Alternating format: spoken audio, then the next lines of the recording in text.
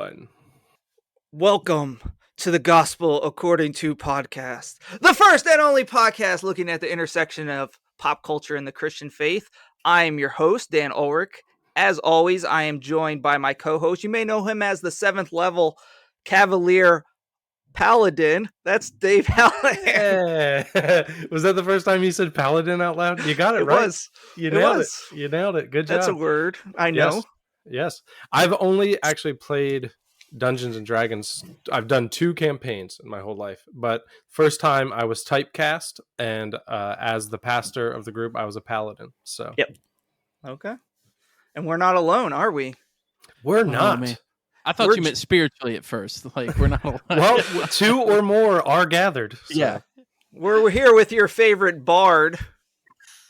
Yes. Well done. Oh, it's me. It's Jonathan, right? I was, woo, welcome back. Yeah, I made it 2 times. We're really doing it this time. This is our first repeat guest, right? Am I the first repeat guest? You're the first repeat guest. What if I just hung up right now? It was like, I'm not going to have it. The people have been clamoring. I think it was Volume 1, Episode 18-ish, but it was the Contemporary Christian Music episode. CCM. And he's back. Mm-hmm. We've grown up so much since then. It's weird that you only ask to be on our show when you have new music coming out, though, on Spotify. You know, I felt that's weird.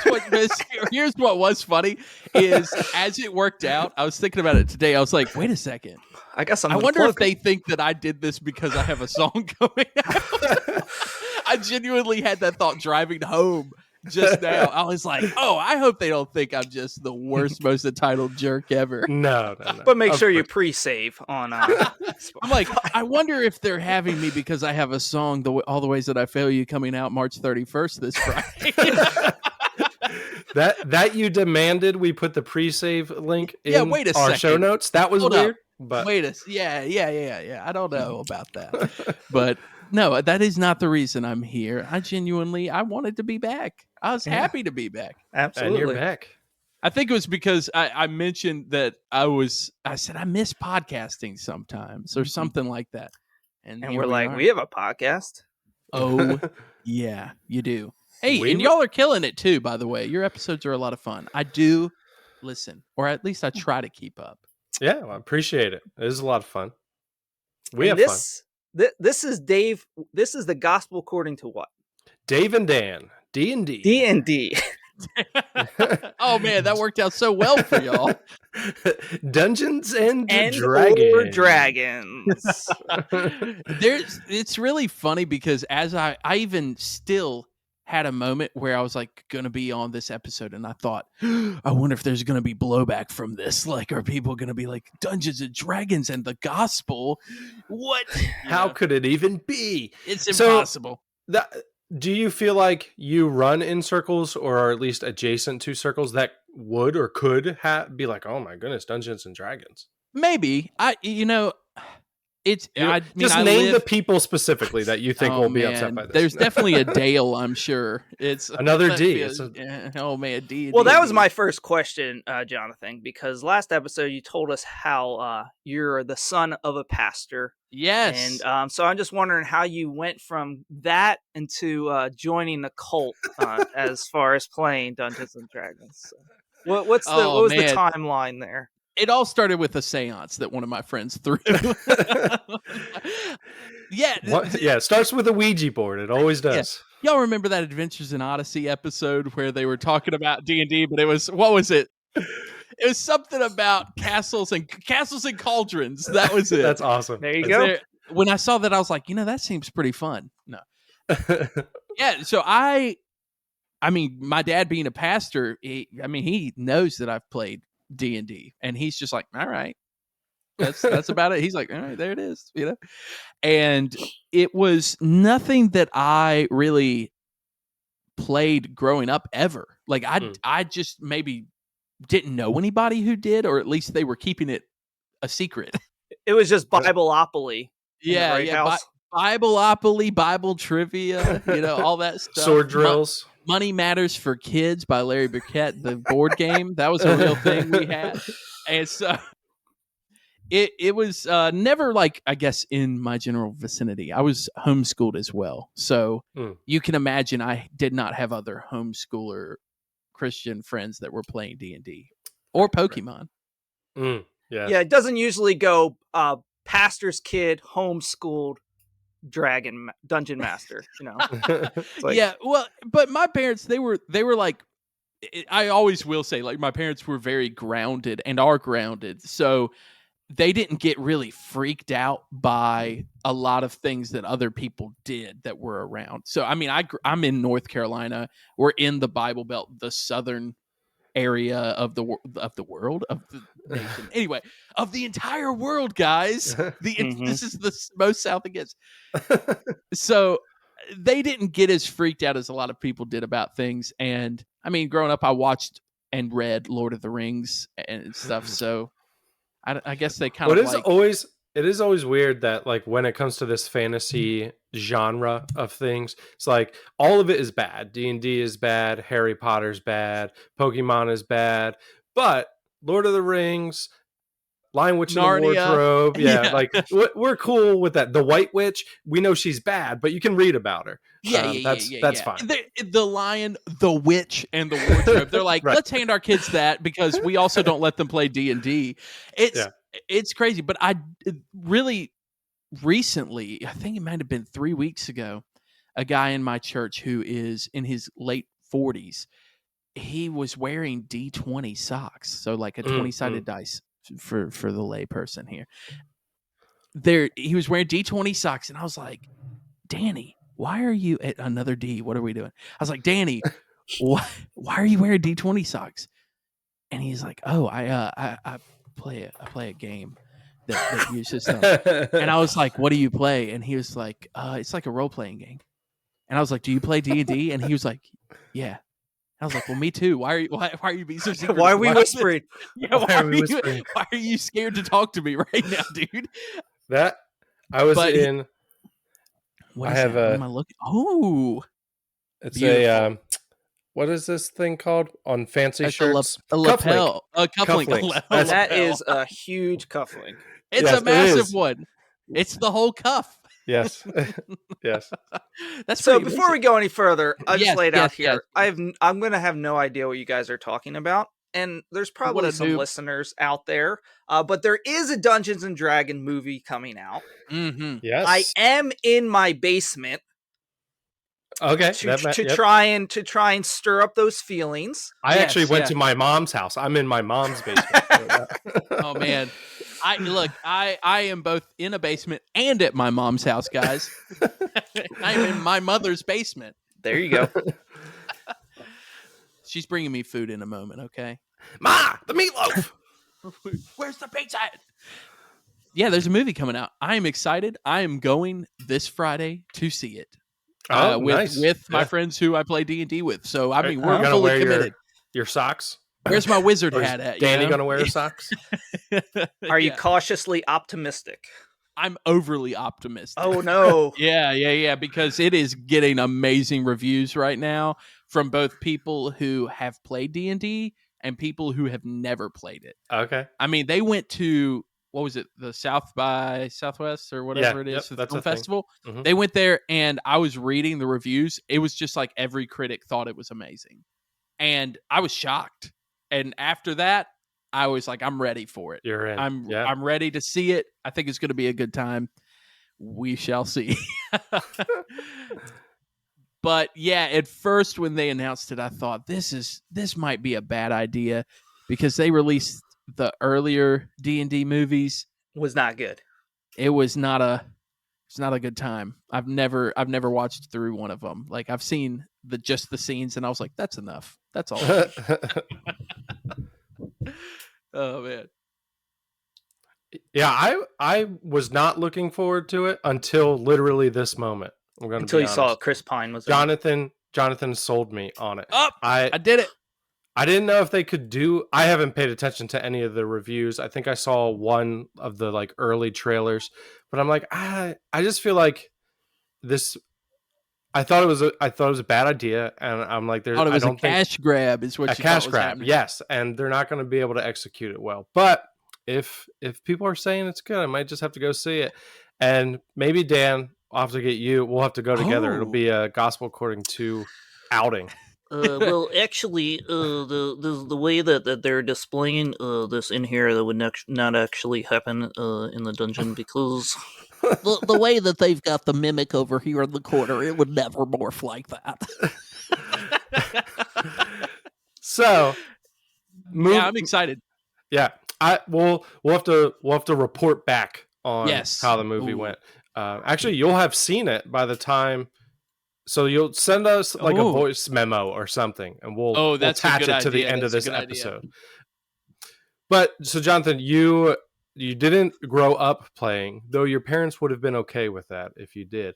But when then did you get introduced to D&D?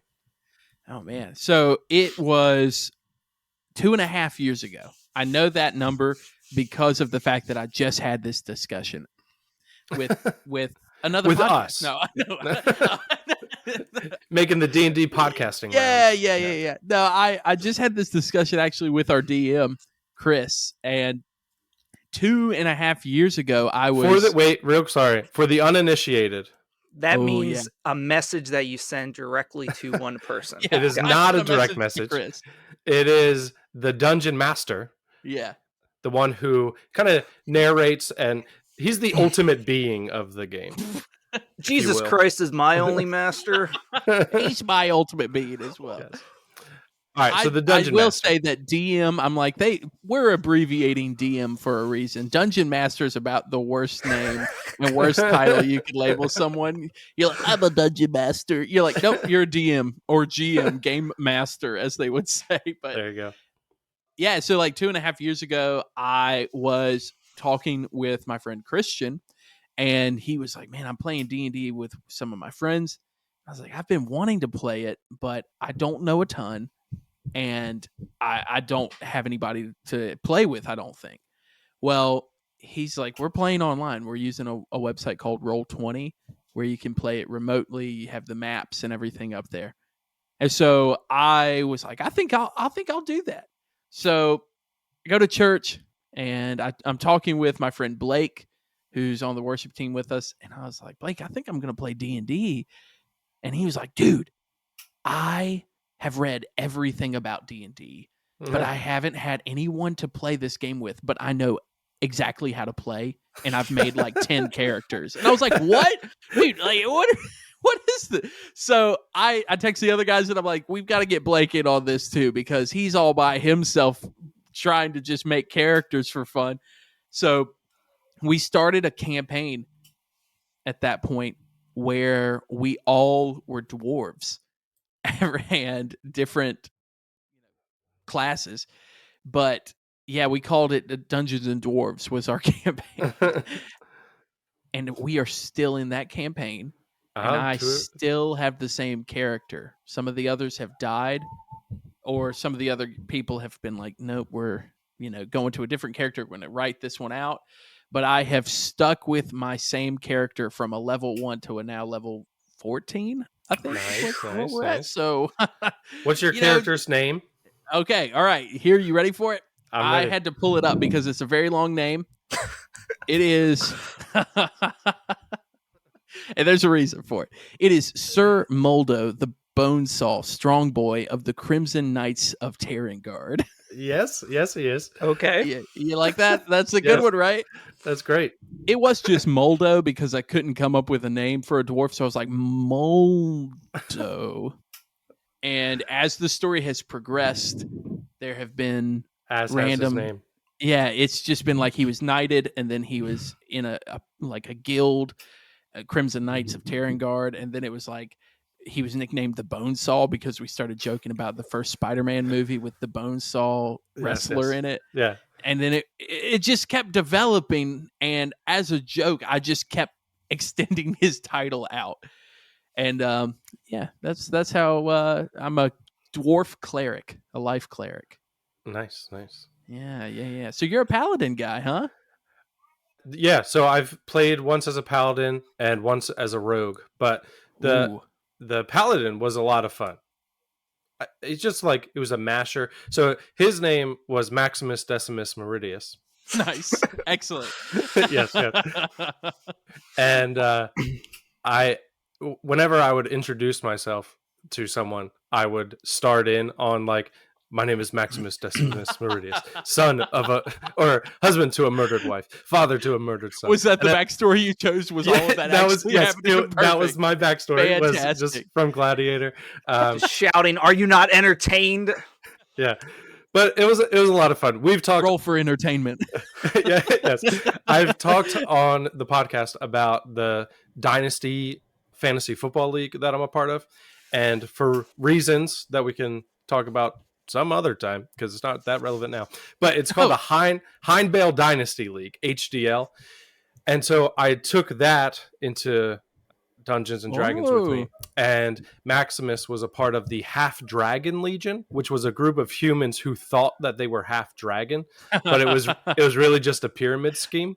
That's hilarious. Yeah, so that was Maximus. I think here's what I'll say for Dan's sake, right? Dan, you're just sitting there like, what are we doing? What is this, right? Yep. Like, the thing that gets people nervous to play D&D more than the whole wondering if it's going to open a portal to somewhere, there's the concept of people thinking that D&D, you're going to get in a group and everyone's going to take it overly serious. They're all going to be wearing costumes and like breathing through their mouths like the whole time, just really loud. And just, it's just the most brutal hangout you've ever encountered is what people picture. But I don't know if you've gathered this from Dave and I talking, Dan, but there's a lot of very not serious things that happen in most games of D&D, and that is probably the most fun part. My entry ramp is that I've never been asked or know anybody that played.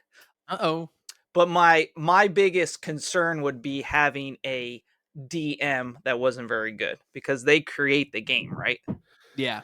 So if you have somebody that's not very good at it, or not like hasn't fleshed out a lot of the stuff, then it's going to be kind of lame. Or that would be so my there's question. a couple options there, right? Like, I'm really happy that the DM that I'm playing with the most, he writes everything, but he also loves writing. He loves coming up with stuff. He uses stuff from the lore and builds it all around. But because there's also the books though that you can use. Okay. That is Right. Like, I am a DM right now for the local library for teenagers that are awesome. showing up. It has been so much fun. That's so and cool. A really weird way to connect with them, because then I sit with them and they're all like, "What do you do?" And I'm like, "I'm a youth pastor." And they're like, "Why are you here with us right now?" They're like, "We thought you would be yelling at us or something." But I'm just taking them through a book that Dungeons and Dragons made called the Lost Mines of Fandelver. It's a very beginner story, and they give you literally everything that you need in that kit. They're like, here's the maps, here's how many enemies are here, here's what the enemies fight like. Yeah, here's some deodorant for these losers, am I right? But it's like, these stinky boys in here. But, here's a coupon to Little Caesars.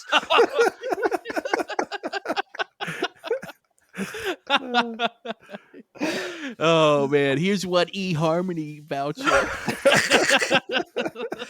Because my perspective, we're all have been youth pastors or are youth pastors, and like the game Mafia, plays, right? Yes. It can be very fun to play, or it can be super lame to play. Yep. Depending on who's the person that's storytelling it. Yeah. Yeah, you're right. They and that, I would say most of the time, if someone is choosing to make their own story, they're probably good at it, because it takes a lot of work. You actually have to like doing it. For me, I'm not the person that wants to sit down and write an entire narrative and create NPCs or non-player characters. Right. And that's a term in video games too, so some people might get that. But you don't have to. You're saying there's books and there's other guides that will do all that work for you. Yep. And they're very easy to understand.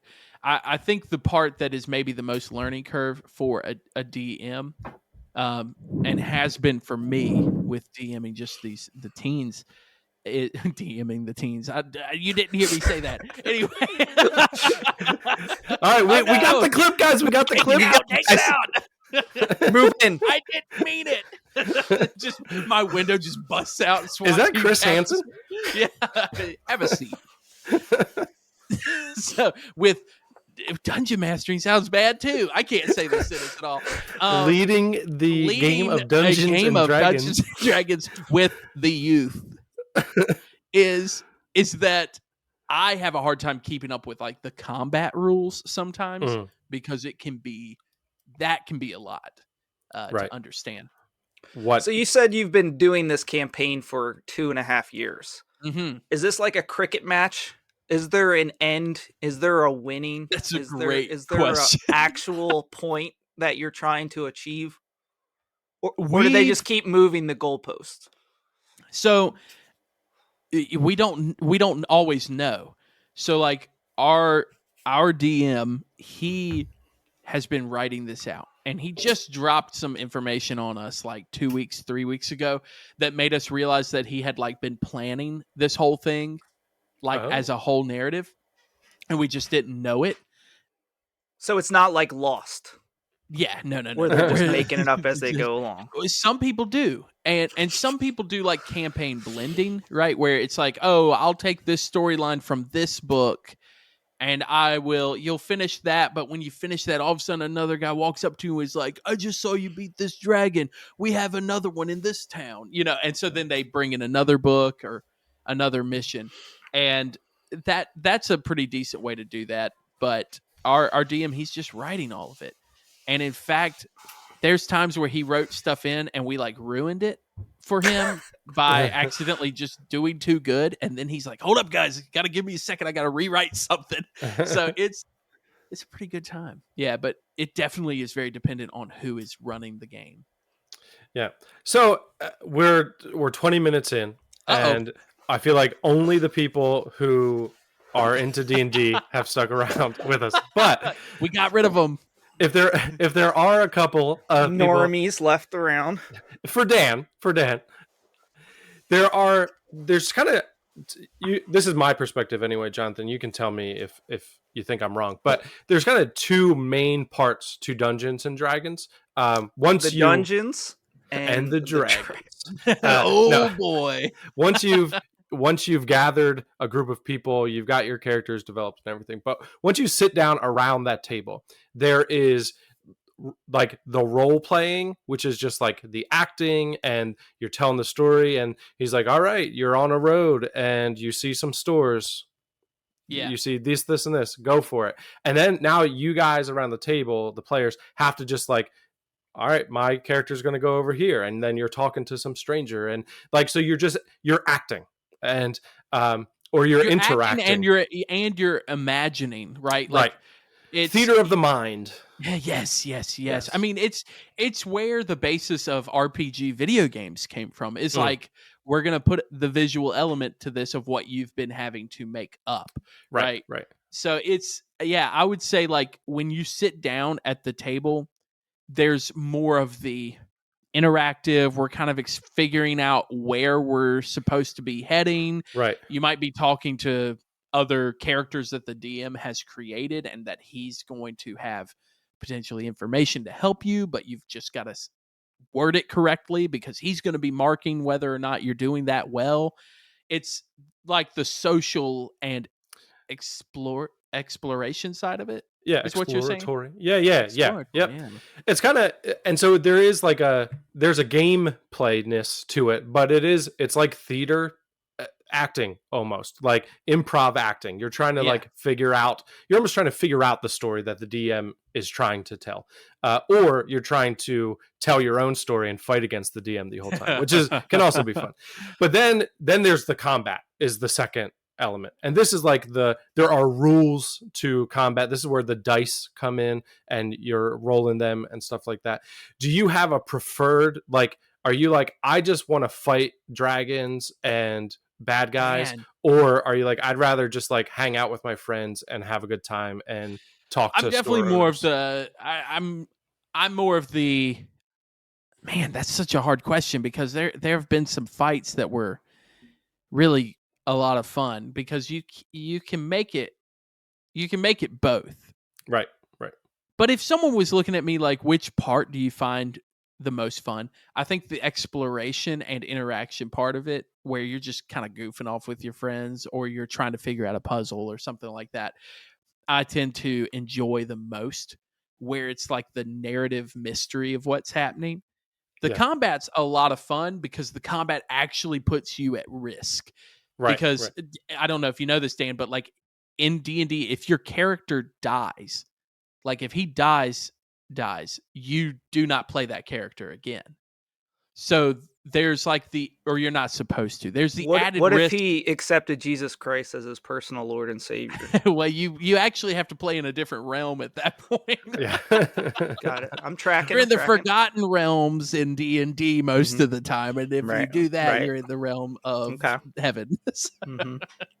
the rules work different. I'm not quite sure there, but yeah. So like if you die, then you're kind of like, oh man, like I set up this whole personality, this whole fighting style, all of these abilities that I've gotten used to using and remembering the rules, and suddenly this character is about to die. You start to feel a little more risk there, and so it just wouldn't be the same without either aspect. You know? Yeah. They're both, yeah, I agree. They're both important. And you need to, I think the combat is great to like give the exploration a restart. Like it's a Yes. great like interlude to, but I was surprised how much I enjoyed that as the exploring and like the interacting with the rest of the party.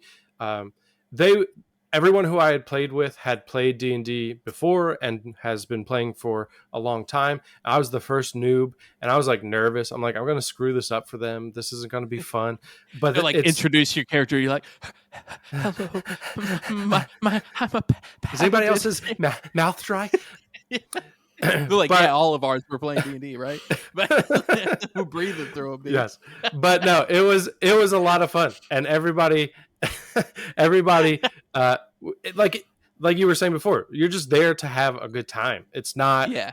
to be taken seriously. It's just to have fun. So it's a great hangout, and I think if you're willing to just like try and to have fun and to not take Yeah. yourself seriously, that anyone can enjoy Dungeons and Dragons. Yeah. It's definitely like not how I pictured it before I had played it. When Yeah. I actually played it, I thought, man, this is like hilarious. Yes, It's so yes. funny. Like there's one of the funniest things that ever I think happened with us was we were trying to sneak into a castle, of course, you know. And Yep. we're in like almost the sewer system, and we end up at the kitchen. It ends at the kitchen, and we've got to go in there. And so one of our other guys, he was like, I'm going to use psychic whisper, and I'm going to talk to that guy in the kitchen, because he told us there's 2 dwarves in there. He's like, I'm going to talk to one of them. And he's like, all right, roll for it. So he rolls, he succeeds, and he's like, all right, what do you say to him? And he's like, I tell him that I'm his deity.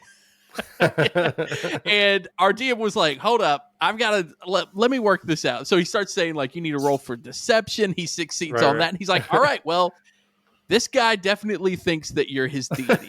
And he's like, all right, I tell him that the other guy in the kitchen is an assassin and that he needs to take him out. So now he's making the DM do like twice the work, right? Right, Because he's now like, I've got to go do this. So at that point, our DM is like, all right, you see him, he walks up, and as he walks up to the other guy in the kitchen, the other guy pulls a knife and stabs him. And we're all like, what? Well, he then at that point, he like pauses the game. He's like, guys, this makes me insanely furious.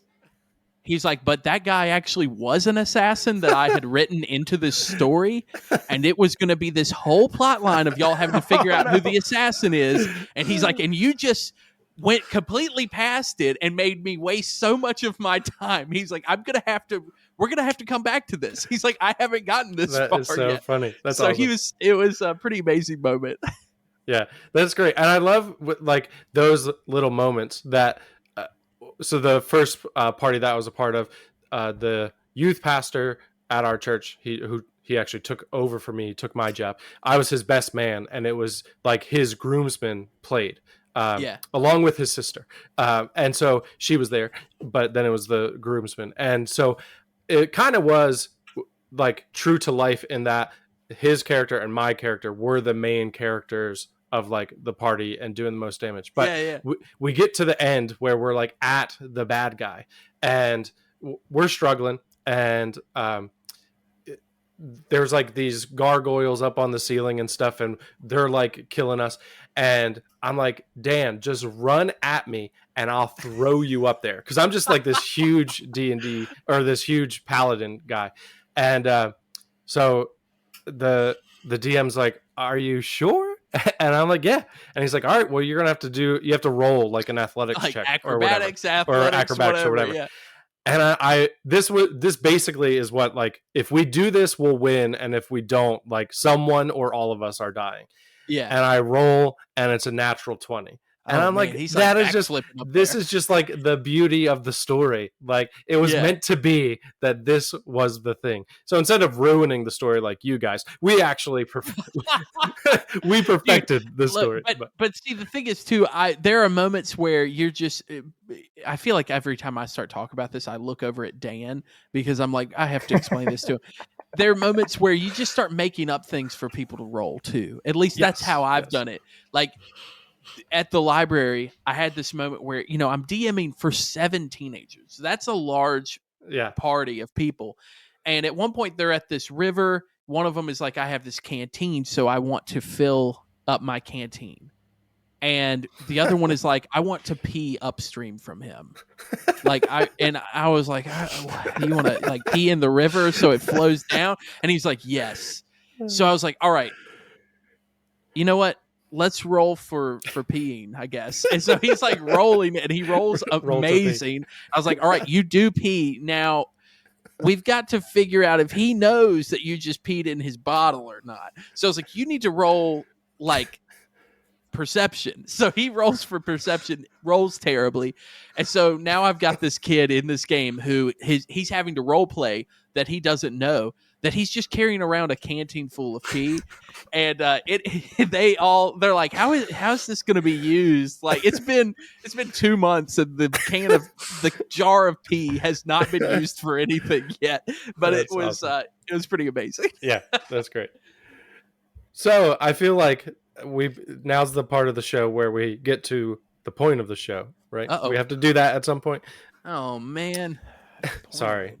Dad's here, guys. Oh. So Jonathan, what is the gospel according to Dungeons and Dragons? Man, how do we see the gospel in Dungeons and Dragons? This is the guy that I talked with at my church when he was talking about the fact that he's grown up playing D&D. The guy who's in his late 40s. He experienced the side of it when he bought the very first D&D box set. He took it to his Boy Scout troop where all of his friends were, and they were all like, yes, we got it too. And their Boy Scout troop was run by a pastor, and that pastor collected all of them and burned them in front of them. Oh no. Yes. Like when I say that he experienced the full thing, he experienced the full ride of it. Satanic panic. Well, just the immediately thinking this is like evil. This is wrong. But he later got to have a conversation with another pastor who was a little more open to listening to him. And he looked at him and he was like, you play Monopoly, right?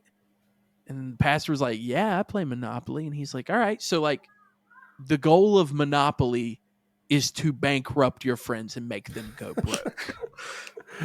And he was like, yeah. And he's like, the goal of D&D is for us to fight evil. The things that you're saying are bad, we're fighting them. Right. Like the goal is we want to take them out. We don't want this to be happening. You're like, there's this evil, terrible wizard taking over. Yeah. How about we kill the wizard? There's like the miscommunication of what the goal of D&D is. But it also, there's a teamwork effort in it where everybody has different abilities and different gifts and different personalities that they're all working towards a common goal. And y'all already know where I'm going with this, boys. Yeah, bring it in. Don't it sound like the church though? Like we obviously it's a loose comparison there, but in the church body, we have people with different gifts, different abilities, different personalities that we have to work past in order to work towards the goal of effectively sharing the gospel with people. And so I think D&D is a great way to show what it means to work together for a common goal. And that, I think, directly connects to the gospel. How was that, boys? Was that good? That was good. That was good. And that's why we read our Bible and go to youth group, kids, so you can level up. Oh, Yes. You want to be a level 20 believer? Am I right, fellas? Yeah. Don't roll a natural 1 on your daily devos. Yeah, I like there's that community-based element that the body, we're all different parts of the body working towards the common goal. I think even the storytelling and the creativity behind it, I think is gospel related. I think God, when we are created in God's image, I think part of that means that we are creative, right? God is the original creator. And even like less so in our culture, like we have visual media, we still have written media, obviously. I don't know if you guys have heard of those things called books. But magazines? Tracts? Yeah. So that's kind of our media, but like thousands of years ago, the media was storytelling. Yeah. And even like our scripture comes originally from oral tradition until it was able to be written down. And so, I don't think what is happening at my D&D party is as important as... Are you saying that your D&D party is almost biblical? We're submitting it to John MacArthur so that he can approve it. To be upset, I can already guarantee it. So he can approve it to be in the John MacArthur Study Bible. No, we're not trying to get our campaign canonized, but we are telling a story. Yeah. And I think we are creating something together. We are a part of it together. And there's something that's unifying and bonding in that I think is important. Yeah. And then there's we talked about it in the Mario episode, so we don't have to get into it, but that same free will element that we talked about in Mario, there's kind of this ultimate design of the game, but then within the beginning and end within of that, the confounds, yeah, you have free will. And I think free will plays a huge part in it. Is all over D&D. Yeah, you're making these decisions that affect the things around you in very specific ways, while also understanding that you're still moving forward ultimately towards what was planned, right? There's the fact that you can take these avenues, and none of these avenues were necessary, or most of the time the DM has known that these avenues are possible and that there is a plan for this avenue of what is happening. So it's very that's an interesting comparison too. I'm gonna be thinking about that one today. Yeah, do that. Chew on it. I'm just gonna be in my head about it. Oh no. What am I gonna do? But yeah, I think that it's very interesting because Dungeons and Dragons just immediately was seen as this very evil thing because of the fact that it had wizards in it, and that there were these evil beings and stuff, and you're that you're missing what is actually happening. There is some scary imagery, like this. Well, yeah, but there's an interesting documentary. You ready for this? Oh man, I'm ready. Dan, you better get ready for it. You're on the edge of your seat. There's a documentary on Amazon Prime called "The Art of D&D." Okay, and I did watch it, and my wife left me. No, and that's why I'm in my mom's basement. And that's recording why this episode. So I did watch it, and it was interesting because they said that most of their art they wanted to model after Renaissance period artwork. if you look at some of the art in the Renaissance, you got like little demons down in the corner that are like grabbing at people, and people are like, "Beautiful! Look at this artwork! It's unbelievable." Yes, yes. You put a guy with a staff on the front of a D&D book, and they're all like, "Burn it!" It's over. Dan's real interested. I can look at him and tell. He's in. I saw this meme as it's like a painting where this guy's like stabbing a spear into another guy's butt, and so that exists. Yeah, all right, that's cool. Put that on a D&D book. That sounds like an interesting campaign to me. All right, you got a game for us, Dan? Yeah, so roll for initiative. So I don't know if it's the irony in a bunch of you nerds making a party. Like, oh, we're going to have a party. Wait, you got a problem? Is it because you haven't been invited to a party, Dan? No, it has nothing to do with that. Okay, all right. I have lots of friends. All right, name one friend. We do lots. Dave. I'm hurt that you didn't say me first. I'm in here too. We watch sports games together, do manly stuff like cheer for people to hit a little ball over a fence. Yeah, you're like, okay, I will say, while you said that, very quick, I heard a comedian recently talking about the difference between nerds who cosplay and sports fanatics. And he was like, there is no difference. He's like, you have sports fans that are like, he's my favorite guy who's hitting the other guy, so I wear the same costume that he does when he plays. Yes. Yes. So we see Jesus creating his party, right? Everybody turn to Matthew. We're going to talk about him calling forth. But no, if you were to cast a dream characters from the Bible D&D party, who are you having play with you, and who are they playing? What are their classes? All right, I got we'll just say no Trinity. We'll take the we'll take the having Jesus. Are we building a party together? Are Dave and I building one party? Yeah, let's do that. Oh, okay. A collab. Yes, I think that's the spirit of D&D. Is that we collaborate? Collaborative. That's right. Look at that. More teamwork. So, Jonathan, I have a nominee for our DM. I'm ready to hear it. John, the Revelator. Whoa! I don't know if you've read Revelation. Shoot, man! But this guy is going to have some sweet monsters for us to fight. Are you saying that he dreamt up Revelation, Dave?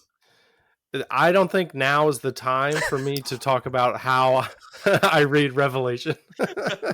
Oh man, how literal does he write? I would 100% agree with that. I think that this is a wise and well-informed decision for a DM. All right. Yeah, all right. So I chose our DM. Why don't you choose our next player? All right. The first thing that comes to my mind, and I think you're going to be down with it. We've got to have a bard, right? Yes. We've got to have a bard, and I'm going to go with David. David's a solid bard. We know that the man could write some tunes and entertain the people. He played a nice little harp for Saul. He's got the secret chord. He's got that secret chord. Who knows what it does? What does it do to the enemies? We have no idea. We're gonna find out. But we also know that David could fight his way out of some stuff. We got Goliath. We got him jumping out of windows and running away from bears, people lions, bears. Lions, Uriah. Oh, sorry, but he got some stuff happening with David. I think he would be an excellent bard. Now, what race David would be? That's a great question. I'm going to say that David would be a dwarf because I'm going to say he would be a halfling. Okay. He'd be a halfling because we do know that it's like this whole thing that he's known for being kind of tiny, right? Compared to Goliath, compared to the enemies. So we do want to accentuate that some. Yeah, play that bard. Angle up. I like it. David as our halfling bard. All right, so I'm a fan of introducing chaos to the party. I think you got to do that. So I'm going to invite Judas. Iscariot. No. And he is going to be paladin. He's going Whoa. to be more specifically an Oathbreaker paladin. Oh man. And we're gonna have to keep an eye on him. We're gonna watch him. There's always Chaotic one evil guy over here. Yes, chaotic evil. There's always some guy in the party who's like up to something, who's trying to like play the DM and like find the loopholes. And well, you said this, but like he's keeping track of what the DM is saying better than the DM is, and he's going to use that against him. Mm-hmm. I think that makes the most sense. I really do. I think that's a good idea. It's a good idea in the sense of keeping the party moving forward. Yes, but on our toes. All right, I think we each did one, right? All right, we'll each get one more. Oh yeah, that's right. We got a party of 4. I'm going to we're gonna say Peter, the Rock himself, right? Yes. I mean, he's gonna be a human fighter. That's what we're gonna say, right? Okay. I mean, he is. I'll tell you what. Let's be a little more specific here. He's a fighter, human. And that feels right. I was gonna that's what I was thinking. Yeah, that's what you know. What I could tell that's what you were thinking, Dan. That's why I said it. I was like, you said Peter, and I said human. That's what I was thinking. Peter was feisty. I'm gonna say that he's a chaotic good, right? Okay, yeah. Because he's a good guy, but we also know that depending on the situation, he made some decisions, right? Where he's denying Jesus in the moment. That wasn't necessarily might cut off a guy's ear. Might cut off a guy's ear at the wrong time. That is not what you want to do with the NPCs as they approach you. Yeah, it is not. It's. I feel like he would be a fighter. That's Peter. We got a fighter now. I feel like the high priest's servant is like the NPC. That's a classic NPC in the Bible. Like yo, he's back. Yeah. Now the question is, we've got to think about this last one, Dave. Like, I don't have an idea for it, but we've got a fighter, right? We've got a bard. We have a paladin. Yes. Do we have a healer yet in this? Oh, remember you were trying to have a well-rounded party here. Yes. What are we missing? Okay. We have a caster yet? I can't. Yeah, paladins. Well, a little bit there. But a little bit. So I have a wizard ready for us. Oh yeah, let's hear it. Wizard can do it. So Moses. Oh, as our wizard. Ever heard of him? You ever heard of Moses? I think Moses. He feels like wizards aren't always the most fun characters to be around, but they're important. They matter, right? You need them. You need their wisdom. You need their leadership. I think he's actually going to be. I think I want to play up the wisdom angle, and so he'll be an elf wizard. Whoa, an elf wizard, Moses. Yes, that feels good too. Yeah, I feel good about all 4 of these right now. Yeah, he's got the staff. I'm ready to make it happen. He's got the staff. He's got tablets if he needs to. What are those tablets going to do? Oh, he's got the glowing face. Yeah. This is amazing. All right. So the question then, Dan, is I'm going to throw this one on you. No, I got it. If we're all a party, what is our end goal? Are you the DM of this situation? No, John the Revelator is. Oh, that's right. You're not. Are you? But are you being John the Revelator? See, I spun it a little bit. So the goal is to return to Eden. Oh, hey, I like it. We can make that. That's a thing. Yeah. The search for Eden. Yeah, so we want to get back. So first, before you get there, you're going to have to purify yourselves. Baptize yourself so that you're made righteous and clean, that you can re-enter, and one of you is going to have to sacrifice themselves to obtain. This ends up being the Judas redemption story. No. Judas becomes the good guy in this one. What a twist. No one saw it coming. I like it. I'm ready to play D&D. We got to get these guys on the phone. See if we can make this happen. All the Wizards of the Coast, as they're called, right? That's the company that runs this thing. Yes. We've got a story for you. Here's what actually needs to happen is Dan needs to play D&D. We need to make that happen, yeah. He needs to stop being a little wimp, a little whiny boy, and play some D&D like a real man. We need to have the Illuminati D&D campaign. Oh, yeah, which really sounds evil if you're not into, if you're really wanting the satanic scaring Yeah, thing right. happening. Yeah. We have the Illuminati play D&D. Live from Illuminati headquarters. Yeah. It's D&D.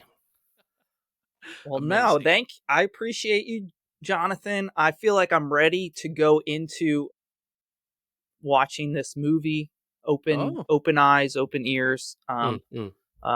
To this. I appreciate you for joining us. Of course. Part. Again.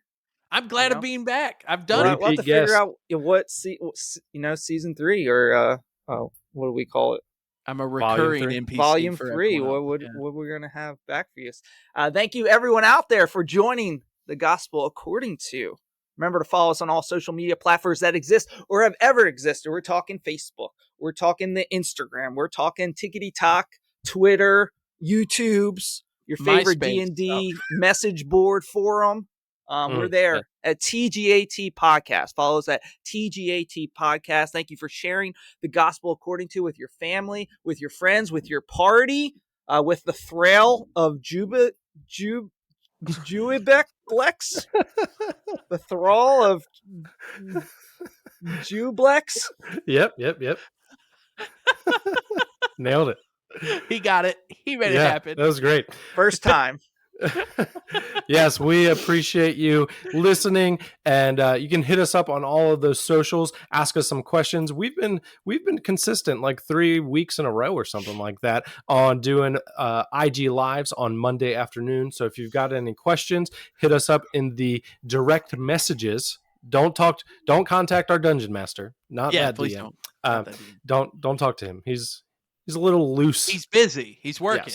Yes. He's got to write our next session. Yeah. You can also email us, tgatpod@gmail.com, and we'd be happy to answer those questions. We would also love it if you did your part in obeying the Great Commission and helping us spread the gospel according to podcast. One great way to do that is to leave us a 5-star rating and review wherever you listen. And if you listen to this episode, then let us know when you write your review. Say that this podcast is a natural 20, and we'll be like, oh, they listened to the D&D episode. But yeah, thanks for tuning in to your favorite Hump Day podcast. This was the Gospel According to Dungeons and Dragons. Can't hit the stop button.